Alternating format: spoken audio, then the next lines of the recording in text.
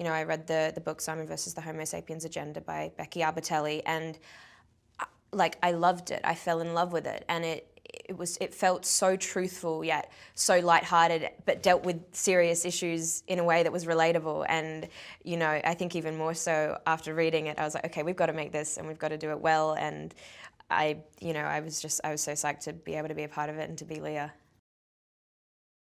I think it's such an endearing story, but it's also done so in a way where it feels truthful and real. And it actually kind of made me think about my own high school experiences. And personally, I'm actually such a huge fan of the book. I actually, after reading it, I Instagrammed Becky Albertelli and totally like fangirled and was just like, I love your book, I'm in your movie, I'm sorry, I'll leave now. But I think the reason maybe why I loved it so much is, a lot of the reasons why I like it, also maybe some of the reasons why a lot of other people like it, whereas it just feels like it respects the intellect of its audience. It doesn't feel like cheesy or unrealistic, and it's just a really beautiful story about love. We don't see like gay teenage characters. We don't see those coming of age stories of people who are bi or people who are pansexual or transgender. They're not represented in our media, and therefore we don't know a lot about it, and therefore it feels weird to be that. And I think it takes a lot of strength and a lot of courage to come out. And I hope that this film can kind of help normalize the fact that being gay is normal and fine and not weird and natural. And yeah, yeah. I play Leah Burke, so I play Simon's best friend.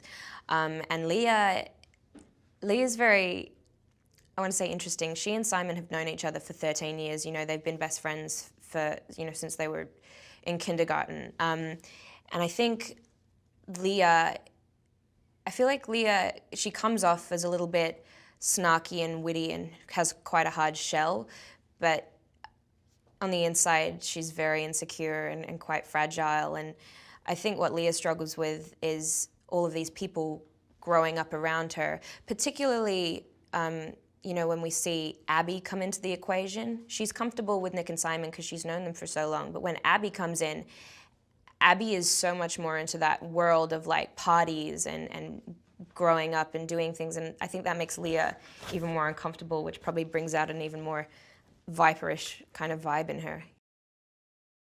He's so intelligent and wise, and I think he's really taking kind of he's taking such a heartfelt approach to this, which I think is so important.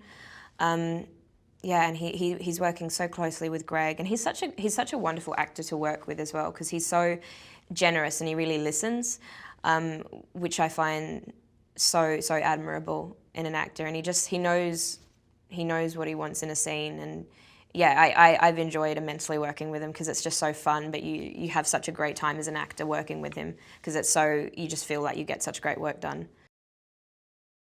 It does have that potential to inspire people to kind of be true to themselves. And it does highlight the importance, I feel, of integrity and of courage and bravery.